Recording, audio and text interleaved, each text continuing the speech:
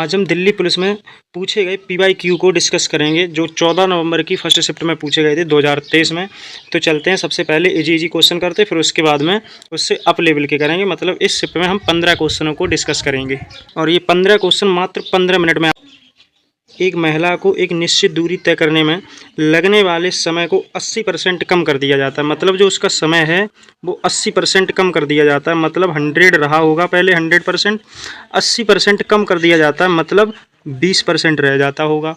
Ratio बनाएंगे तो 1 और 5 का बनेगा, 20 एकम 20 और 20 पंजे 100। तो टाइम का रेशो हमारा बना 5:1 का।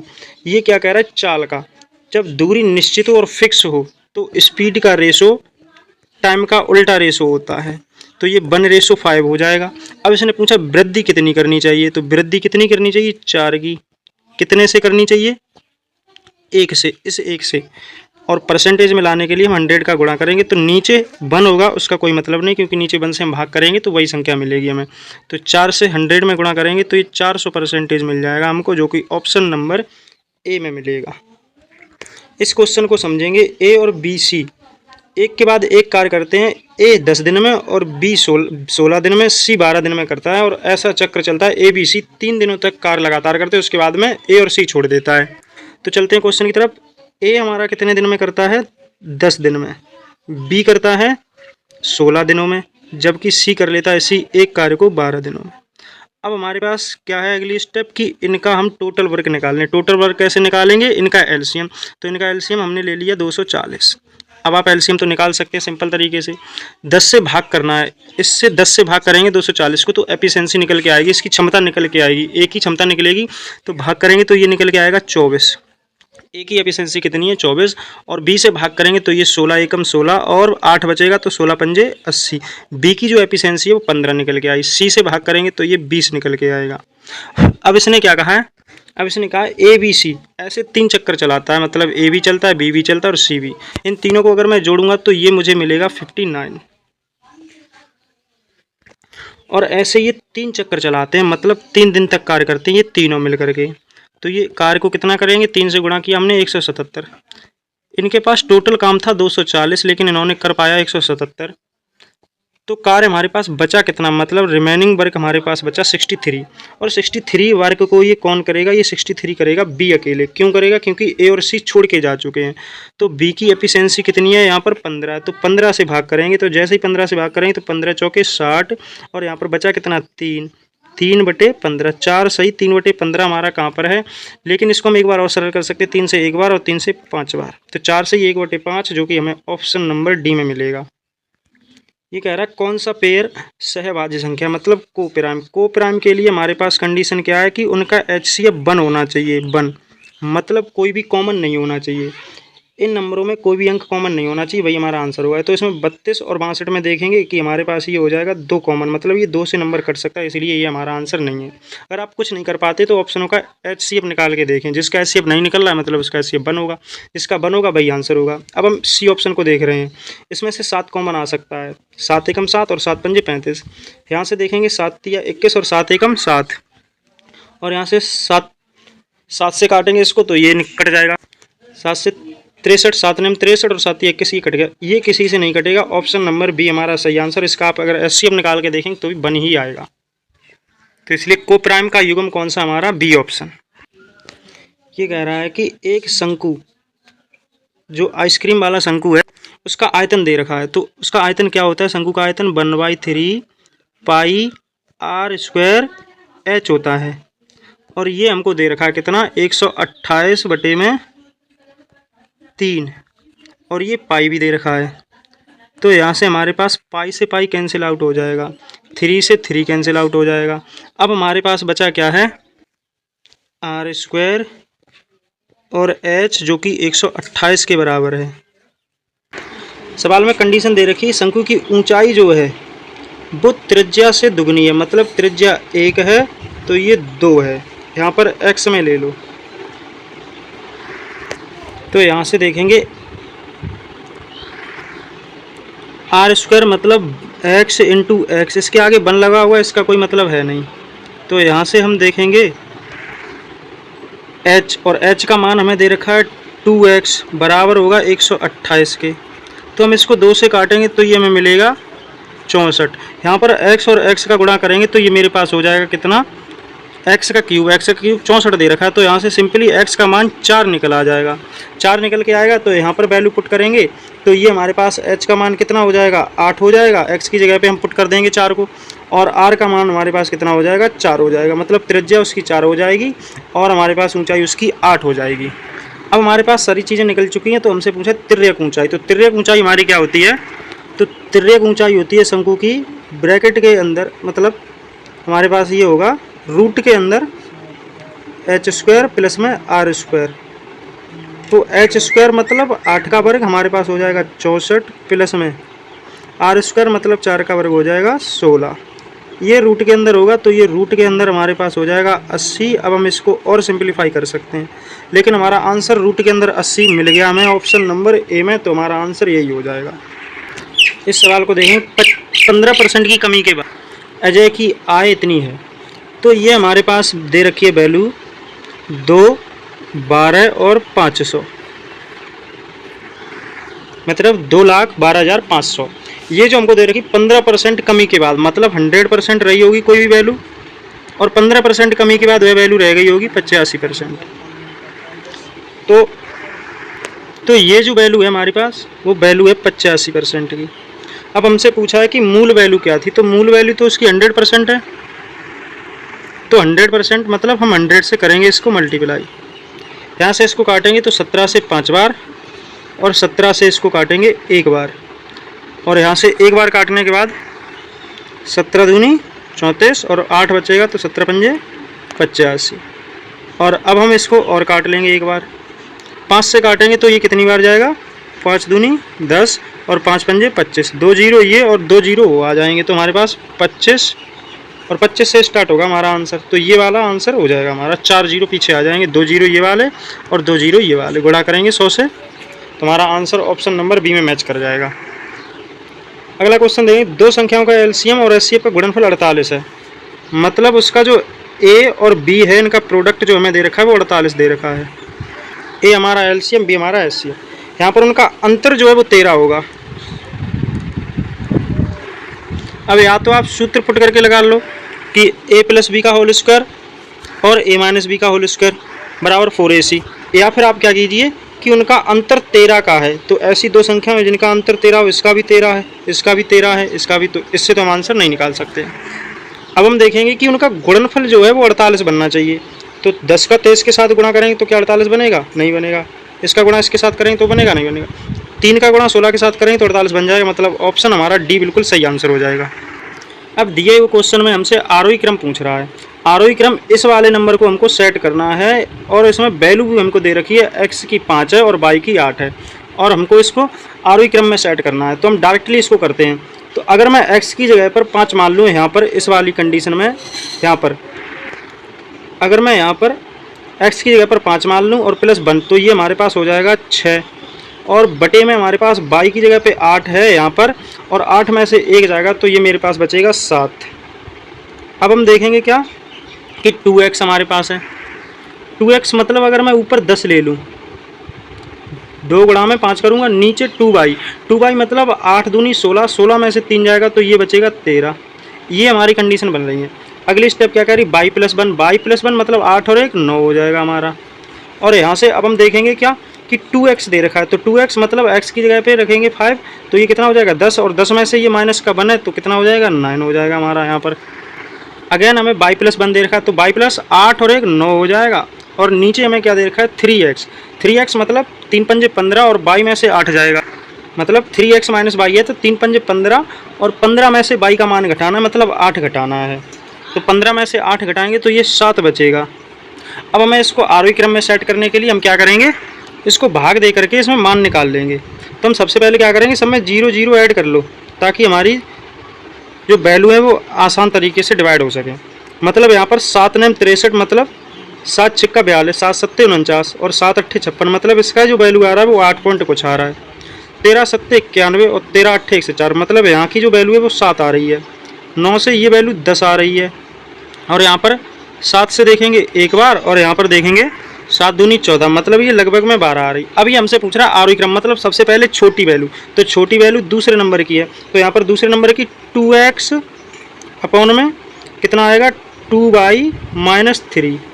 तो यही ऑप्शन हमारा शुरू होना चाहिए। तो एक तो ये हो रहा है, ये तो सभी ऑप्शन हो रहे हैं, 3 ऑप्शन स्टार्ट हो रहे हैं। दूसरे नंबर पर हमारा जो नंबर आएगा वो 8 का आएगा, मतलब पहली वाली वैल्यू। तो पहली वाली वैल्यू कौन सी है, x+1 और अपॉन में y-1। ये किस ऑप्शन में मैच कर रही हैं, दूसरे नंबर पर y-1 होना चाहिए, जो कि ऑप्शन नंबर इसमें नज़र आ रहा है, और x+1 और किसी में आ रहा है, इसमें भी आ रहा है, बी में भी आ रहा है। तो हमारा डी ऑप्शन और ए ऑप्शन तो आंसर नहीं हो सकता है। अगली कंडीशन, मतलब 7 भी हमने ले लिया, 8 भी ले लिया। अब हम देखेंगे 10 मतलब तीसरे नंबर की वैल्यू। तीसरे नंबर की वैल्यू हमारी y+1 है, तो y+1 अपॉन में हमारे पास 2x-1। ये हमको चेक करनी है बी या फिर सी में, तो ये हमारे पास इसमें मैच कर रही है, और ऑप्शन नंबर सी बिल्कुल सही है। इसमें ये 3x आ गया, जो कि इसमें से 2x था, तो आंसर हमारा सी सही होगा।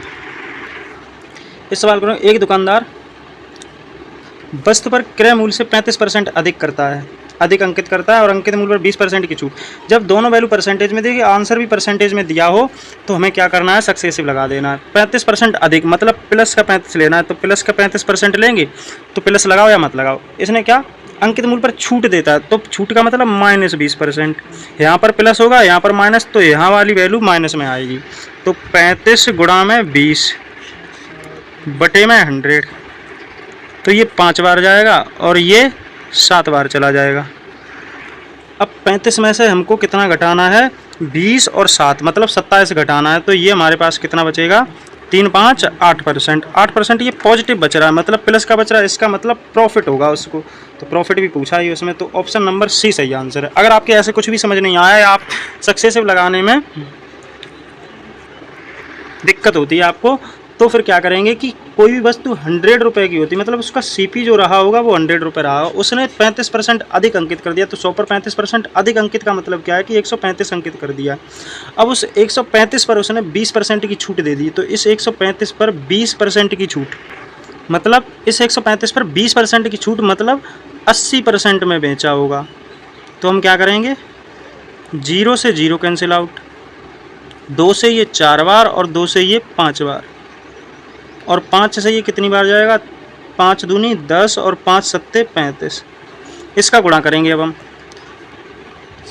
4 सत्ते 28 का 8 हासिल 2 और 4 दूनी 8 और 2 10, मतलब वह 108 रुपये में बेच रहा है, जबकि उसने खरीदा कितने में था, 100 में।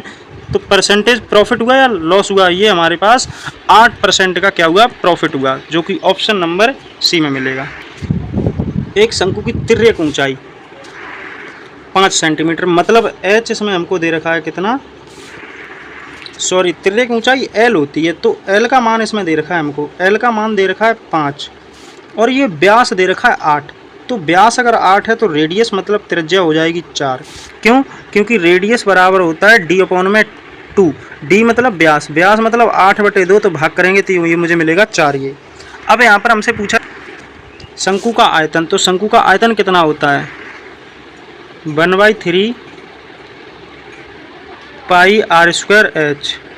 अब हमको यहाँ पर ज़रूरत है h की, लेकिन हमारे पास तो l है। इस वाली कंडीशन को देख करके आप 5h को मत मान लेना, इसने तिर्यक ऊंचाई दे रखी है, तो हमारे पास ये एक प्रकार का त्रिभुज होगा। ये मान है इसका l, मतलब ये ऊंचाई दे रखी है इसको 5 और r दे रखी है हमको ये, तो इनके मान निकालने, जब ये वाली वैल्यू निकालनी हो हमको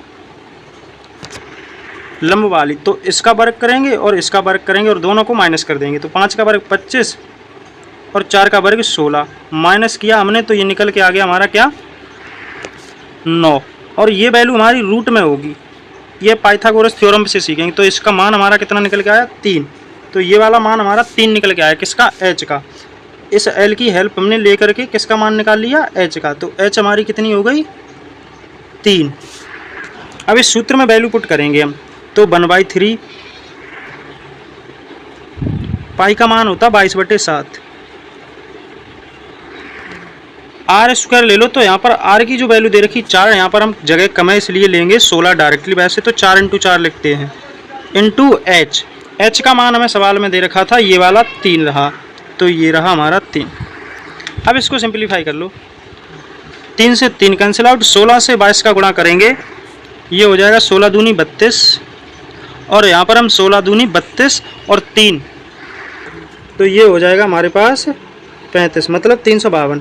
इसको भाग करना है 7 से, तो 7 पंजे 35, और इसको जब सिंपलीफाई करेंगे तो ये हमारा ऑप्शन नंबर बी मिलेगा 50.28।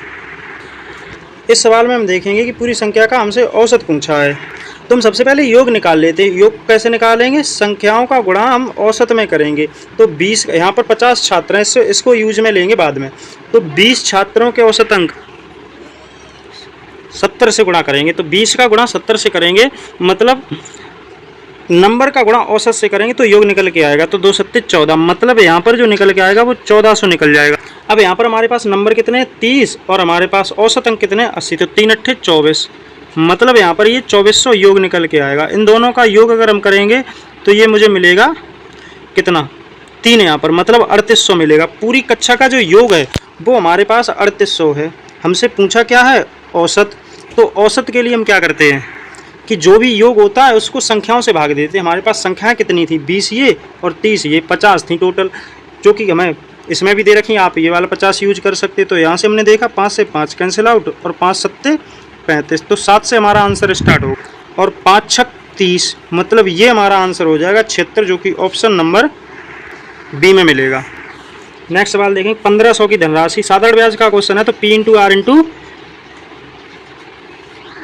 T अपॉन में 100 बराबर साधारण ब्याज हो जाएगा। तो हमारे पास P मतलब प्रिंसिपल 1500 हो जाएगा, गुणा में R मतलब दर हमारे पास 5 हो जाएगी, और गुणा में हमारे पास समय जो है 3 वर्ष का, अपॉन में 100 ले लेंगे हम, तो साधारण ब्याज निकल आएगा। 2 जीरो से 2 जीरो कैंसिल आउट, और 5 3 15, और 15 का गुणा 15 हम करेंगे तो 15 15 हम 225, और 225 ब्याज हो जाएगा, और ब्याज ही हमसे पूछा है, जो कि ऑप्शन नंबर ए में मिल जाएगा। नेक्स्ट क्वेश्चन देखते हैं, यदि एक बक्सा 350 रुपये की हानि पर 4650 में बेचा जाता, मतलब उसने 4650 में बेचने के बाद भी उसको कितने की हानि हो गई? 350 की हानि होगी। तो अगर मैं इनको जोड़ दूंगा, हानि होने के बाद, मतलब इतने में बेचा है फिर भी इतने रुपए की हानि, तो उसने खरीदा कितने का होगा? मतलब सीपी कितने का रहा होगा उसका? 5000 का, मतलब इन दोनों को ऐड किया तो 5000, मतलब सीपी कितना हो गया? 5000, हानि कितनी हुई? 350। तो हमसे पूछा क्या है? हानि परसेंटेज। तो हानि परसेंटेज का फार्मूला क्या होता है कि लॉस बटे में सीपी, और सीपी हमारा 5000, गुणा परसेंटेज में करने के लिए 100 करेंगे, 100 से मल्टीप्लाई करेंगे। 2 जीरो से 2 जीरो कैंसिल आउट, 1 जीरो से 1 जीरो, 5 से 35 को काटेंगे तो ये मुझे मिलेगा 7, जो कि ऑप्शन नंबर बी में मिलेगा। नेक्स्ट क्वेश्चन देखें, 51 और 78 के बीच अभाज्य संख्याएं लेनी है। तो 51 और 78 के बीच, मतलब इनके बीच की संख्या लेनी, ना कि इनको लेना है। तो 51 से अगली संख्या जो होगी हमारी वो कितनी होगी? 53 होगी, जो अभाज्य संख्या होगी, मतलब किसी से भाग नहीं होगी, जो कि 53 होगी। और इसने बोला गुणनफल, तो हम गुणा का साइन लेते चलेंगे। 53 के बाद अगला जो नंबर होगा 54, 55, 56, 57 तो हमारा कट जाता है, तो 58, 59 लेंगे। 59 किसी से भाग नहीं होता, मतलब अभाज्य संख्या है। 59 के बाद हम लेंगे अब 60, 61 लेंगे, जो कि किसी से नहीं कटता है। 62, 63, 64 और 65, 66, 67 किसी से नहीं कटता है, तो यहाँ पर हमने लिया 67। फिर 68, 69 तो कट जाता है, 70, 71, 72, और हमने यहाँ पर लिया 71 हमारा किसी से नहीं कटता है। उसके बाद 73 ले लो। अब 78 तक एक भी संख्या भाज्य नहीं होगी, तो यहाँ से हम इकाई अंक निकालेंगे, तो 9 तिया 27, मतलब यहाँ से 7 निकला है, और इस 7 का इकाई अंक से गुणा करेंगे तो 7 एकम 7, 7 सत्ते 49, मतलब 9, 9 सत्ते 9 एकम 9, यहाँ पर 9 एकम 9 निकल के आएगा, और फिर से 9 का गुणा 3 में करेंगे तो 9 तिया 27, मतलब यूनिट डिजिट 7 निकल के आया, जो कि ऑप्शन नंबर बी में दे रखा है। इकाई अंक में हमें लास्ट वाले डिजिट से मतलब होता है बस। आई होप कि अब आपको ये सारे क्वेश्चन बहुत अच्छे तरीके से समझ आ चुके होंगे।